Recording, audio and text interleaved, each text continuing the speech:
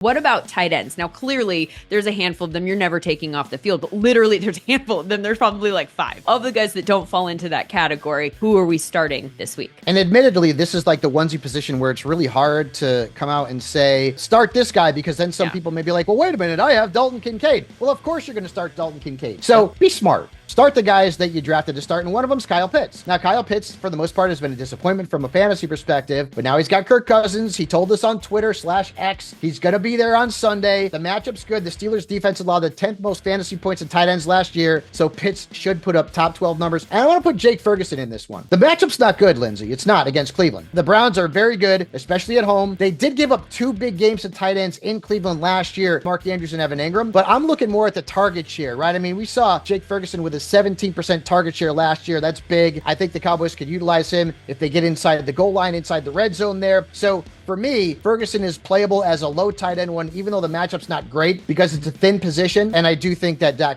Prescott will be looking for Ferguson, especially down in the red zone. So not a great matchup, but I'm still starting him just based on volume. Sit tight ends, it feels like this is more of a broad, like this season, please reframe your expectations for these guys. I mean, Cole Kmet, Lindsay and I have been crapping on him like all preseason. And it's not him. And no, it's not him, it's the offense. Shane Waldron likes to run 2 tight ends. They've got 3 really good wide receivers. And so, like, really, Cole Kmet's going to be touchdown dependent. If he doesn't score a touchdown, chances are he's not going to be any good. And oh, by the way, the Titans gave up the 4th fewest fantasy points to tight ends last year. I'm also going to be sitting Dalton Schultz against the Indianapolis Colts. Hey, that rhymes. Last year, Schultz was very difficult to trust, and now you're bringing Stephon Diggs, and now you have Joe Mixon. You've got Tank Dell back, and so how many footballs do they have in Houston? Just like every other team, they only have 1. So if Schultz is going to be productive, it's probably going to be getting into the end zone. And oh, by the way, in his career against the Colts, he's averaged 7.3 points per game. So I am sitting Schultz. Titans giving up the fewest touchdowns to tight ends because they were so busy giving up all of them to wide receivers. That's right. We'll see if they've fixed that secondary a little bit.